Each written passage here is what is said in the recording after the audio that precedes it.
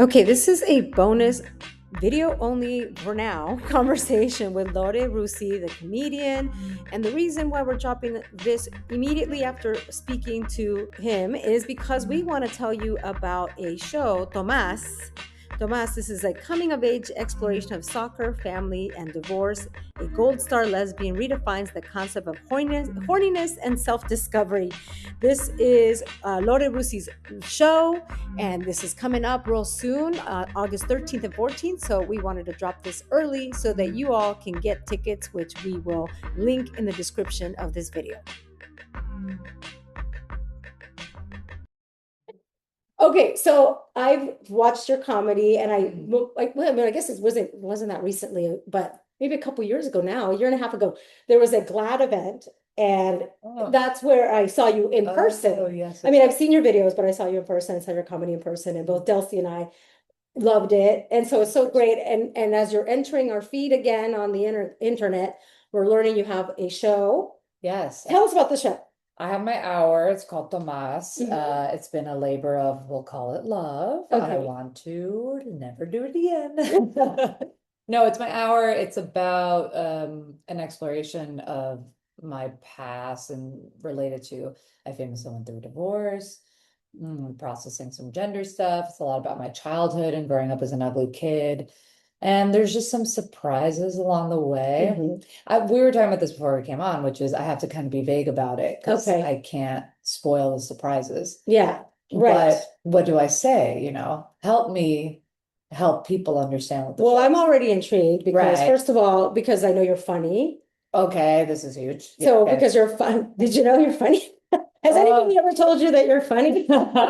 Yeah, I think actually this is a good segue to what the show is. People have always told me I was funny, but when I was little and smart, all incredible qualities, no one told me I was pretty or handsome. And this is the chip on my shoulder that plagued me for a long time in my life. Don't feel bad, don't feel bad. Well, now people have to be trained to Uh-huh. tell kids those things, that you're smart. You're not. Well, right. So I had the say you're opposite. cute. Well, I had You the have to say opposite problem. you're smart. So I grew up in a time where people would be like, "You're so pretty, you're so cute," and they'd look at me and they'd be like, "Keep doing other You're so things. smart. Yeah, do other things." And even smart is like my sister was the smart one and I was the jock. I was smart too, but I'm not trying to be self-deprecating on Zoom, of course. But the show is really an exploration of like the stories we tell ourselves and our own limiting beliefs ultimately. Again, I promise it is funny. I am saying it like a weird like PhD doctor. Like I'm like, oh, it's really an exploration of all these things. But I don't know. I guess It's your dissertation. it is actually. People call me. I was a teacher, and I almost pursued a master's PhD program, and I'm really. It's a Friday afternoon, and I'm really like, I got to get a good book going.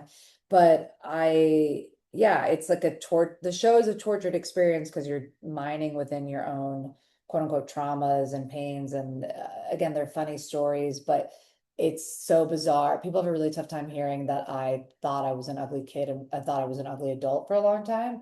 And it's reckoning with the audience in that way and also reckoning with myself. So I cry at one point at the beginning. No, it's at the end. Right at the beginning. Right at the beginning. That's why I like to do it. Set the tone right from the beginning. Oh, Well, the second thing I was going to say that, first of all, I'm intrigued because you're funny, but I'm also intrigued because I'm learning, and you're telling us more about this, that it's also vulnerable. Yeah. And I think those are the things that really resonate, for me at least, Yeah, and I'm sure. sure everybody else, when it's authentic, when it's vulnerable. And I feel that to be funny, being funny or being called funny to me is a great compliment because it course. requires wit. Of And you course, have to be smart. It already is calling you smart when someone says you're funny. Yeah, no, of course. It's the highest compliment. And I also don't even mean to lightly breeze past anyone giving anyone a compliment. It's like, let's all take a second and just be like, thank you so much. I don't take it lightly when someone is present with me and is like, hey, I'm really noticing this thing about you that's positive. Like, I think it's a really lovely, beautiful thing in people. But yeah, I think I would regret doing a show that is just capital C, capital F funny. Wow, see, such a dummy. Yeah, I was gonna say capital C comedy, but I say funny specifically because I think being emotionally vulnerable and kind of going deeper, you run the risk of doing therapy on stage, which I never love, but you kind of have to try and see. And I've run it one time, I've run it two times actually. And it seems like there is enough of a positive response to keep pushing the envelope within myself and within the show. But of course, this is all very, you know, do we really deserve people's time in that way? It's an hour of me taking a stage and me holding a microphone, and I constantly battle with, is this worth someone else's time? So that's what I have to deal with sometimes, which is because I didn't grow up like that. I was an immigrant family, New Yorker, very efficient, very eat quickly, eat like you never know like when some the other shoe's gonna drop. So I don't know, it's hard for me to really sit and like wade through stuff with and have other people wade through it with me and kind of be like, is this okay with And you? doing it live, you know, And like doing it- it live, yeah. yeah. Especially if a joke doesn't hit or a moment of vulnerability. Also, like you have to watch tape, which is a very athlete way of saying rewatching rewatching the show.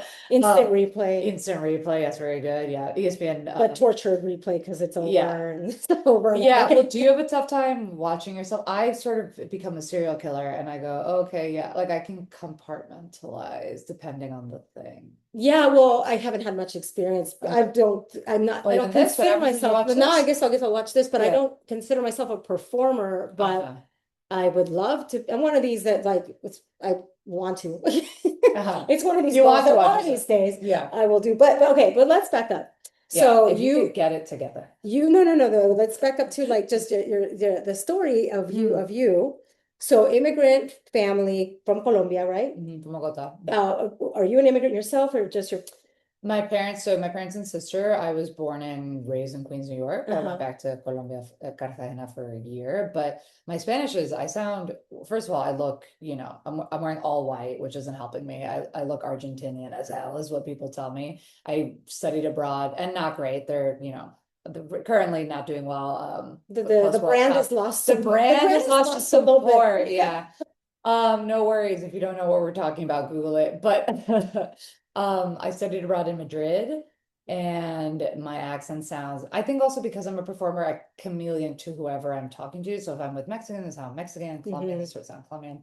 But my parents immigrated to Queens full time, and then I grew up in Queens and came out to LA when I was 31. So I was there for a long time, but I traveled and worked in countries abroad. I was a soccer player. I was a teacher. I taught English through theater and I ran some camps, which is very bizarre. And then my final place was in Cambodia, where I was a university mentor.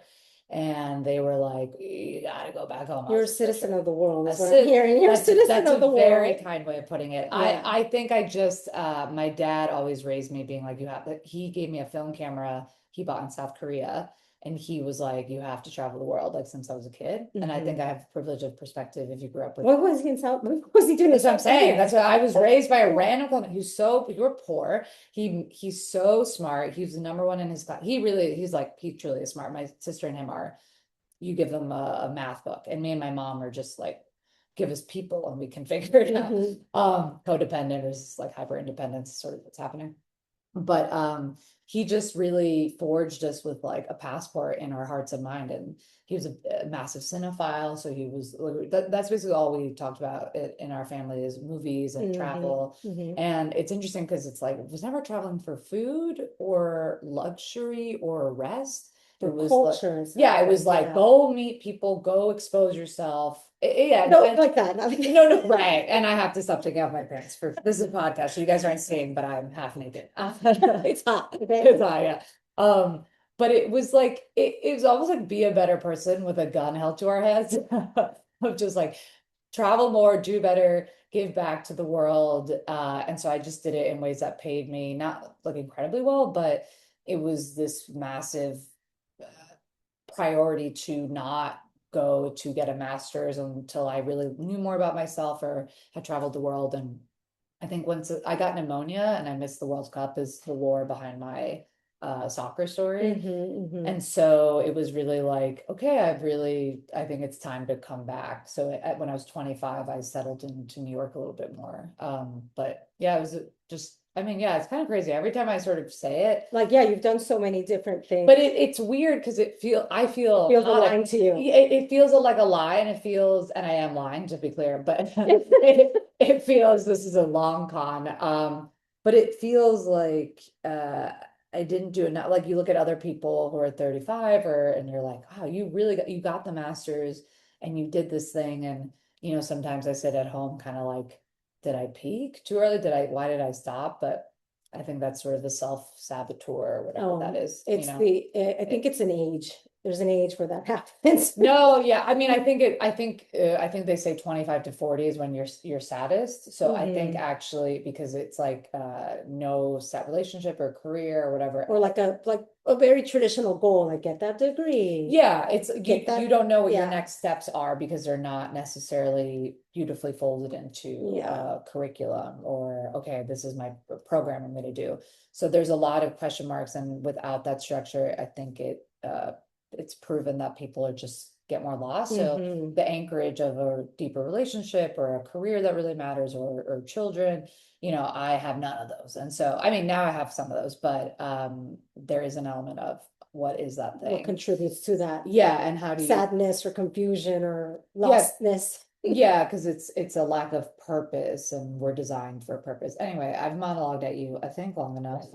So Okay, how that's did you get into comedy? Because professional, for people keeping track, it was Right. professional soccer, it was teaching, it was almost getting a PhD, thinking about Right. academia. Yeah, it was growing up ugly and not having. But how did you fall into loving comedy and this avenue? I think I was always a weird, funny kid, and again, like kooky looking, and had big hair, and no my family has hair. Um, I was very much an outlier. My name is Lorena. My sister's Erica, not to put her name, but my sister, I guess a better way of saying it without saying her name publicly is my sister has a very American white name, and mine is hello, where's that from? Lorena. Yeah, and then there's that conversation. And then I'm obviously very androgynous. So anyway, all this to say, I think there's a lot of push-pull of when you feel like you don't belong somewhere, how do you respond to it? And I think my immediate response was trying to make people laugh. I wasn't very funny though for a long time. Like I was very weird and annoying, and you can pick up on that absolutely still. Still trying to crack how to talk to people, but I was just like a weird kid, and I was really good at sports, which is not great if you're a girl. And, I basically, like, my mom's very funny. My dad's very book smart, but very charming, very funny. I call him Obama. He's like always got those random one-liners, very attractive. Like all my friends are like, oh my God, if I was 20 years older, I'm like, you're like, that's gross. Tell me that. But I'm also like, I totally get it. I totally get it. Well, he's my role model, I think, for sort of, we don't have enough, I think, immigrant or Latin specific role models that want to be elevated or cultural ambassadors or Renaissance people. We're sort of relegated to the margins of whatever, insert criminals, but then also like I think our media and how we're portrayed is very one note. And so I really look up to him, obviously, because I grew up in his house, so biased. But I think ultimately he's a very funny, charming guy, loved movies, always really fun, always very playful. My mom's also really playful.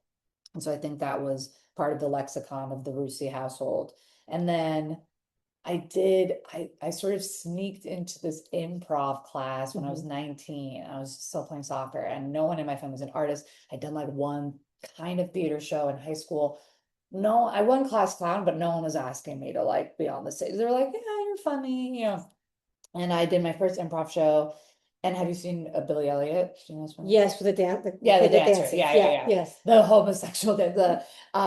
So Billy Elliot, he at the end, they're like, Billy, do you like dancing? And he's like, yeah. And he has this whole monologue about how he feels like a bird. That is how I felt doing improv, which is very corny, but it felt very like a light switch turn on. And then I was 19 and I was the young one doing it. It was like me and all these sad 25 to 30-year-olds. And now I'm one of those people, but like, why were they said, oh, no, I was like, guys, life is worth living. And then I was like, someone buy me a gun. Yeah. But so I took those classes and just felt, I was too busy. I was doing too much, but so I got started. And then when I came back from Cambodia, I got really lucky in that community. Someone was like, we're looking for PAs or interns at the Late Show. And I was like, okay. Weirdly, somehow got a PA job when I applied. I don't know what happened. They gave me a PA job. I was 25 and overqualified. So I think they just thought I was a kooky guy. And I was like, I just came back from Cambodia. And they're like, what? And everyone else was, had intern at SNL or were famous comedy people's children. And I Or didn't, like grew up in theater, or yeah, they have literally that track. child actors. And I was like, do you want to talk about infrastructure? I had nothing to provide. And yeah, that was my first big comedy job. And then And this is that at Colbert, was at right? Colbert. Wow, Yeah, amazing. which is so funny now because obviously the show's ended, but I have such immense gratitude for it. I was there for the second season. It was really just getting started. Trump 1.0 had got like I was there the night he got elected. It's just How was the mood? the mood was great. But it was so profound. I mean, I think again, I'm really just monologuing. I'm on one right now, and I'm sorry. It's a podcast, which is a great No, space to do this. no, for sure. But your editing is you're gonna develop carpal tunnel editing this. The one thing I will say, and speaking of male leaders in my life, no, not women. Of course, I don't believe that they should. Yeah, the They should women work in leading. What are engineering. you Yeah, talking women about? leaders. But Stephen was the first kind of. That was like the biggest the job I ever had with the largest scale, where I was writing on the digital team. It really cut my teeth. It was my first like looking What a back on great way to yeah, cut and your looking teeth. back on it, I was like, what? I was so into. I was like, I can't believe they didn't take these ideas. And it's like, honey, what? These are people that have been working in comedy for 20 years, and it was my first serious comedy job. And I was such a just, yeah. I mean, it's just funny. You look back, or you see 25-year-olds at your job, and you're like, I know, it's gonna be okay. It's gonna be okay. But it was so cool to see someone lead like that, and just see so many leaders in that group. And again, there's so much money and on the line, the high stakes, the ratings. So And yeah, just to do it nightly and to do it yeah. currently The and to schedule is be, crazy. The schedule is crazy. yeah, Yeah. wow, yeah. And were you doing like stand-up comedy at So night no, I was also? doing improv. So I Oh, so at the Magnet it was all improv and sketch. And then at this job, the writers were my best friend. Very kind of them. Like I look back at it now and they didn't have to be so nice to me. Like they just were, I think they just liked having me around. At the time, I was Chipotle's Snapchat host, which is very random, but it was my first big gig that I got. And I was the face of it. It was a really like intense audition, like a long process. I got it and it was a deal. And they were kind of like, that's so great. And they were so supportive. They would like pitch me and things. Or like, this guy that's here should probably be in this thing. And they'd always be like, well, no, that's embarrassing. That like let's get a celebrity. But they one guy, oh my God, I'm forgetting his name, John. His name's John. But he every Valentine's Day I think of him because he was like, he would just have me come into the rooms and talk to the writers and I'd make them laugh because I was just nervous and talking. And as we know, I love a gab.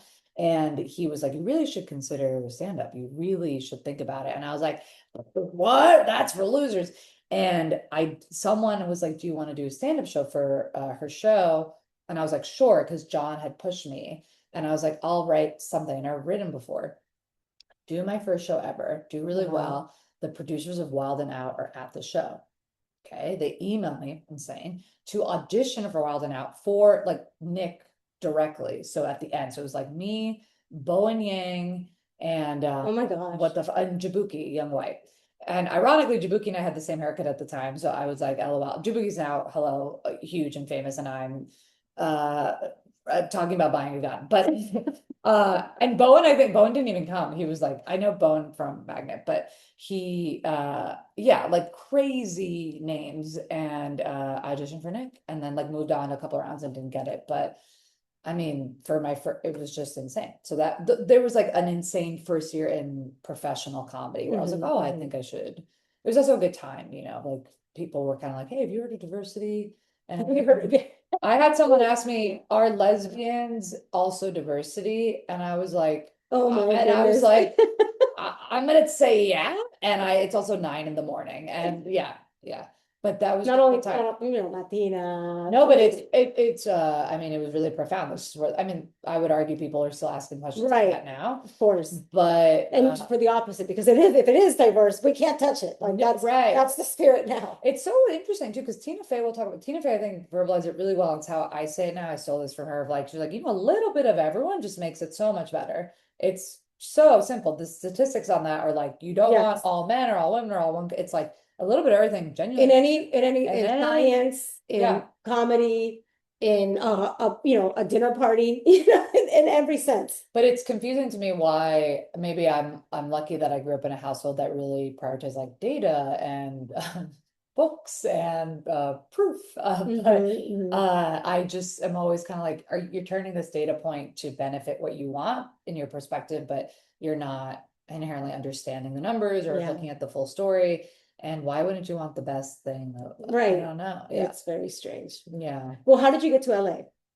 I sold a show. So then I got divorced and I sold a show. I got, yeah, which is, yeah, it was a very bizarre time in my life. So I was separating from my ex-wife and I was moving in with my parents and I optioned a script at Sony and it was like the highest high, lowest low in tandem. Yeah. And I also simultaneously was shooting this thing for McDonald's. I don't know if you remember, they did Spotlight Dorado. So I did the first round where they gave us $75,000 to make a film, which is incredible, but also embarrassing because you're like, where'd you get the money from? Oh, McDonald's. And they're like, what? And you're like, no, I'm loving it. Yeah, I'm like, yeah, that's good. Write that down, Brenda, write it down. But then I was like living with my parents and I was like, I think it's time to go. And what's crazy is I don't know that I would have ever come here if that hadn't happened, which is really sad that you have to be beaten down to run. Sometimes the universe throws you these things. Yeah, it's a bone, but they're throwing it at your head. And if the universe could just be gentler, that would be incredible. But yeah, that's why I moved to LA and it just everything started popping off. I do think there's an element of you only have 100% and if you're in a very committed relationship, you're pouring part of your energy into that. And so, having more time and I think also sad and you want to pour into something or someone, that's what I was doing. So I came to LA and I worked on that show and then I also was getting staffed and this was like the height of, ooh, we want creators and we want to buy their shows.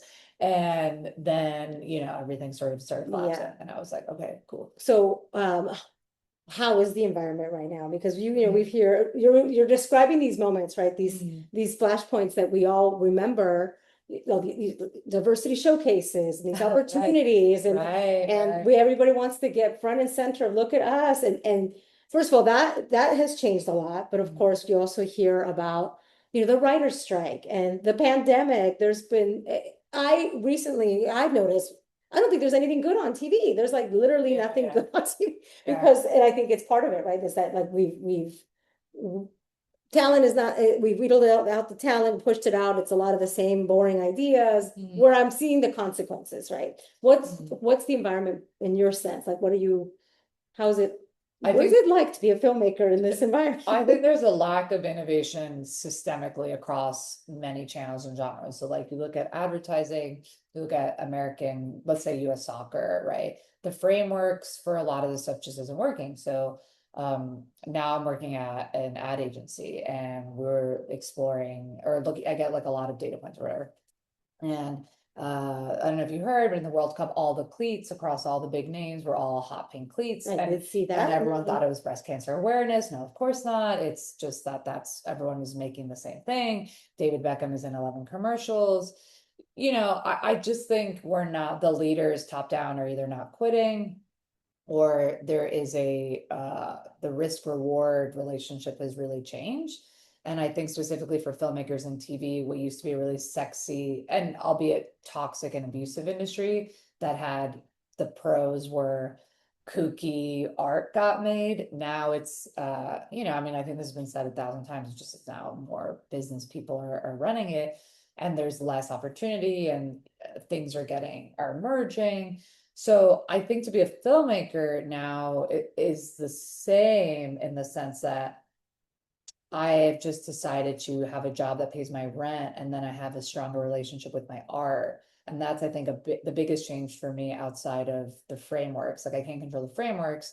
So then the question is, do I want to be an innovator in that space? I really don't. I'm tired. And I've been freelancing for 12 years. So I'm like, I would love to have like a really cool, chill job. Really chill. I love it. And then I get to do things like this. I get to go actively see art because I was living in a really vicious cycle of the script has to do this, the script. And ultimately, when you're developing shows or movies, it's not really if it's a good idea. It's like, can you get it across the line in terms of selling it? Mhm. And so then we're all car salesmen. And again, I'd rather just have a check that can, if I'm going to be a car salesman, I'd rather have a consistent check And that, then would you have your art not have to yeah, sacrifice your yeah. art?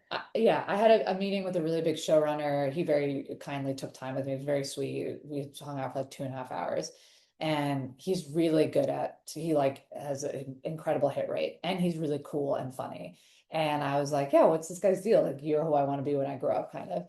And he was like, you have to start thinking about broader ideas and do this and, take that thing that happened to you. And I was like, I remember just being like, oh, I don't want to. Like, oh, that's great. That is really smart. I could do that. I've lost enough savings and given enough time and I guess, I don't know, enough skin that I just have no more blood left and I would like to have a hobby. Hmm. And I think sorry to open another tab, but there's the element of mental, I don't know, You're illness. I think you're prioritizing yourself. You're Well, prioritizing your so well-being. so I think there's this mental illness quality of people who are quote unquote excellent or elite, like the Kobe's of the world, where there is an element of mentally they're not okay. They're fighting I don't know, to beat something. Like you look at Bad Bunny, of course, number one artist in the world, love every single song. I sometimes worry, I'm like, what are you running from? Like, how do you, or, maybe genetically, I do think people that are at elite level require less sleep. They tend to be bored because they're so smart, they're moving so fast. I think those are all things that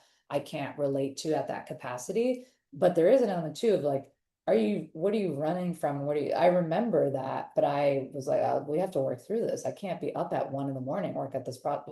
I want children, or I Hmm. want to love the partner that I'm with versus like, oh no, we're on a camping trip and I bet I have a meeting I have a general on Yeah. Monday, so I don't know. Yeah. Okay. So what's the priority now? What's next for you? What are you exploring now? I think the show, I have to put Tomas potentially to bed. I think a part of me wants it, to have a bigger run. And, there's a fringe of it all. I filmed a vertical series to help promote it. And the interesting thing is that uh, audiences are not realizing the vertical Instagram show is trying to get people to a live show. So have fun watching, but there are tickets that you should buy to Okay. take live. When is this? Give The us show the is August detail. 13th, August 14th. Put that in the beginning. Put that in the beginning. Perfect. It's at the Cat's Crawl. It's at 7 p.m.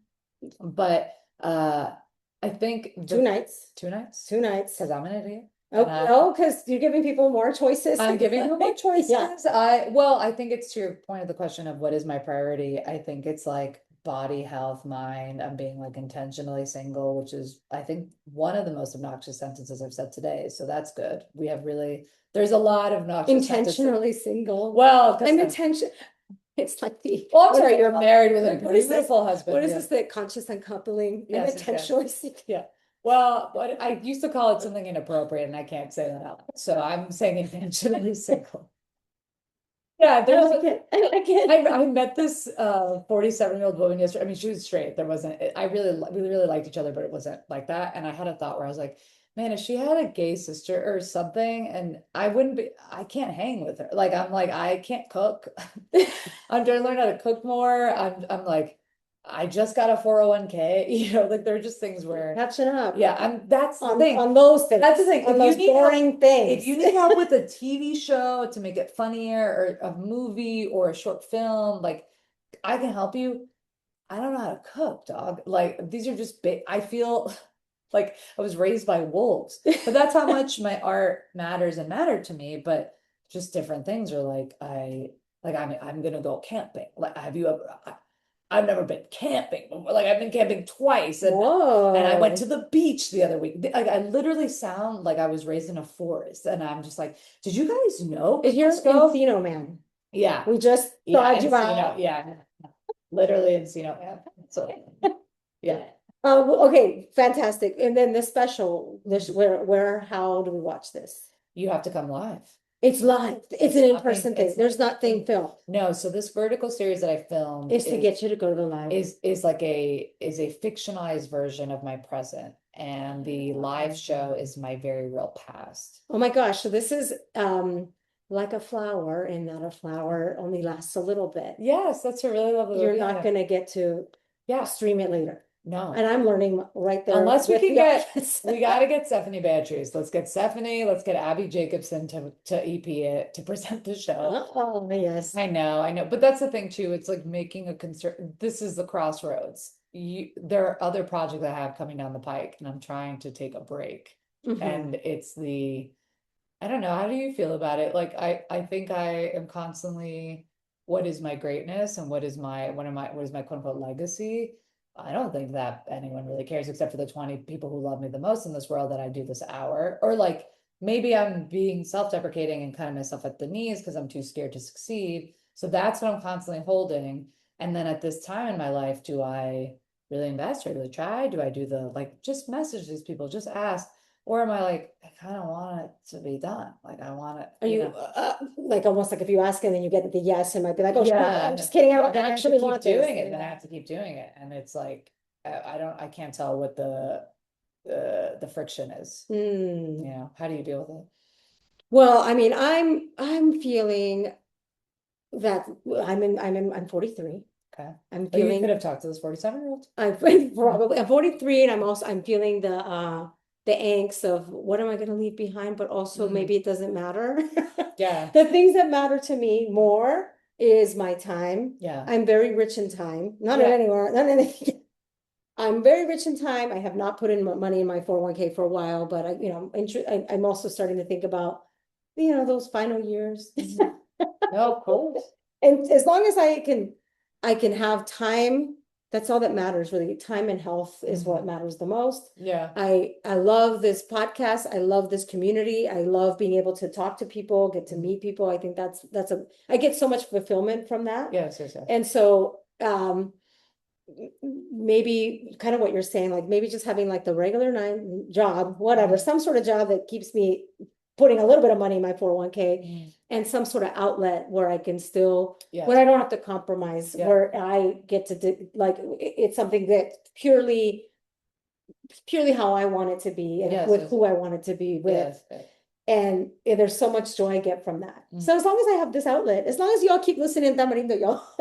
No, it's also kind of sounds like what we're sort of talking about too is control. Like, what do we get to control? Because, the other difficult thing with these bigger projects is it's great to have scale and scope, but then there's a lot of cooks in the kitchen that you have to cater to. And I think the ego, at least for me, starts to really grate against that when I don't have things I can control. So I think the Tomás of it all, I know when it wraps, I will be thankful, but I know that it's my life. I think I just have to accept that I'm an artist, which is hard for me. I didn't grow up with that. And it's easier to be a dickhead and just be like, oh, I just like, it could be cool if we made something, but it really heals and fuels me. And like, I want Tomás, the film, like the vertical series, we're making a short film. I'm like, I want that to live in a museum. Like I think it's a piece that's lesbian canon and let's put it in a museum. But that's not, those are such different goals than what I had. So I think I don't know. I really hear everything you said really resonates with me because it is like the legacy is brick and mortar. And I'm like, can I just put something in a physical place for people to see impact? I think measuring impact is where I'm at. Yeah. Well, okay. Very excited now that I know that it's not something that I can stream. No, sorry. I'm gonna go. And hey, don't worry, people are confused. You'll get the Partiful invite. I'm still Partiful tonight. Yeah, the show's in 2 weeks. I'm like, we recorded this 2 weeks before Tomás. All right, perfect. So this is what I'm gonna do is I'm gonna edit this little video so it's out immediately. Oh my gosh, amazing. So we can get the word out about this. Very cool. Well, this is so fun. Okay, so there's something we do at the end of our conversations. We have these fun rapid fire questions. Oh, okay, great. So it's gotta be fun. No, I'm just kidding. No worries. Yeah, I mean, I've been speaking like a monk that came back from a I'm like, hey, yeah. Encino. Okay, what gets your matraca? What's something you're celebrating? The Mexican sound makers. Oh, what am I celebrating in general? It could be big, it could be small. I will say, I mean, not to keep talking about Tomás, but I think there's it's a massive achievement bringing so many people together to do something on, you can't even call it a budget. It's basically for free. And a lot of people did do stuff for free, the majority. And that's a massive celebration to have no drama, really good energy, and a predominantly queer BIPOC people making art. Yeah. And that's the other thing too, is that why it's so important because I don't know. It's always good when it's BIPOC queer people making anything. I feel like we're so used to something that's not that. So it's important. Well, there's also like, I think what we have to confront, and this is a wide generalization, but like, I was not allowed to be mediocre as a kid, and then you confront a lot of predominantly white people being mediocre, and you know, it's really tough. I am sometimes like, oh, if you want to get something done, give it to a Colombian. Like, I don't know how ethically it'll get done, but it'll get done. And so, like, I am just sort of like, I think confronting that in a lot of ways of just like, well, why don't you just try and do something? And it doesn't have to be that good. Like the older I get, I'm like, why don't you just make something? But when I was young, I was It so has to be hard. perfect. It was so, Mm. I would make stuff. I wasn't scared to make stuff, but I would be so rude about it. And even other people's stuff and judgmental. I have so many people to apologize to in my 20, you know, but you just really have a goal and you're trying to be funny and make something cool to your taste, and your taste is not caught up to your experience. And but yeah, I think it's just like, do you know how hard it is to have a set where there's no drama, like truly no Mhm. drama, like people really loving each other and people with a smile on their face and a pep in their step showing up to a set? That's a major accomplishment, Yeah, you know, yeah. making something that was funny, that you can measure the impact. Like the cool thing about having the vertical series online is I know the views, I know the comments. It's really cool to be like, this did really well, this flopped, why, you know, and just that sort of getting in the laboratory is really Hmm. fun. But yeah, Hmm. people should just make stuff. Big matraca to that. Yeah, Okay, yeah. what goes in la basura? What are you done with? Sexism, racism, and homophobia. Sorry, I'm trying to keep these funny. No, no, that's Uh these we all agree yeah, yeah. that this one this Uh could be where you could be enraged if you want to. I think passive aggressiveness has to go away. I think be kind. Kindness is one thing. Be kindness and directness can be holding hands. I don't know what the problem Mm, is with people's fear. I understand with, you know, women conditioning of like there's elements of danger that I totally get. But what is going on where we can't just lovingly say like, I haven't, even if it's a positive thing, I want to tell you something really wonderful. Like people just aren't direct. kindness and directness can be holding hands. Yeah. I mean, I need a shirt. yeah, we're working on it. We're working on it. Yeah. Once TOMÁS is done, I'm gonna get into merch. Perfect. This is Yeah. great.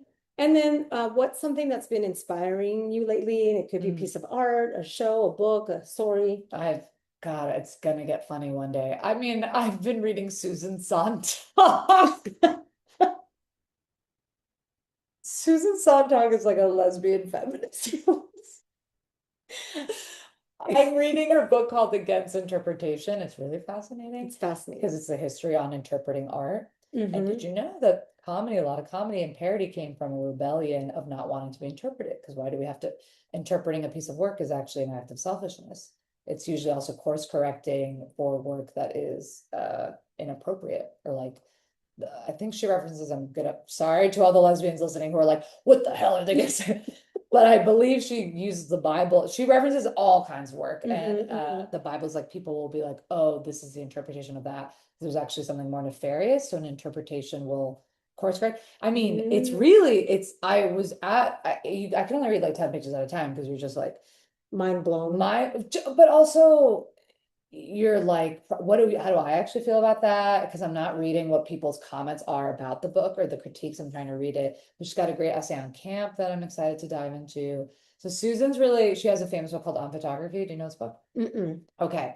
On Photography is like critique on photography. It basically explores the lens and of the literal lens is can be a violent act, which is interesting as filmmakers because you're like, that's my tool, but actually it can be a very you're taking someone's spirit in a lot of ways. Like it's interesting, like you use this, we're documenting this, Hmm. we're capturing a piece of our soul. Should we be doing that? Are we eliciting some type of woo? Like I always say, sets go wrong because you're controlling molecules. Like it's very hubristic to make a piece of film because you're trying to recreate life.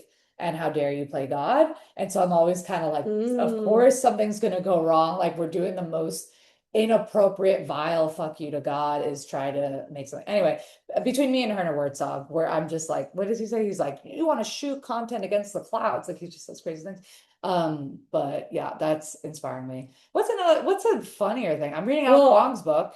That's oh, good. Ali Wong's book. I'm 10 years late on that. Yeah, so Yeah, yeah, yeah. She she talks about how stand-up is like fashion. It comes in waves and cycles, and you kind of have to keep refreshing your material. It's not always going to be good, and that was really fascinating. Well, what you're talking about made me think of something that I heard, which is that the Home Alone set was haunted. Oh, Many whoops. things happened wrong on Oh, that really? set. Maybe it was the house. Well, Maybe with the lens. do you believe in, right? Do you believe in ghosts? I do. I listen Yeah. to a lot of ghost What are you podcasts. listening to? I love Ross Hernandez's podcast. Yes, Roz. I Ghosted. wanted Roz to be on my show. Actually, I don't know that I've ever said that to her or said it out loud, but she Mhm. was her character's name was Roz in my script. Ah, And yeah, Roz, if you're listening, we're invoking you. yeah. Thank you so much for being Thank you, here. Brenda. Yay! Yay! We did it. Thank you so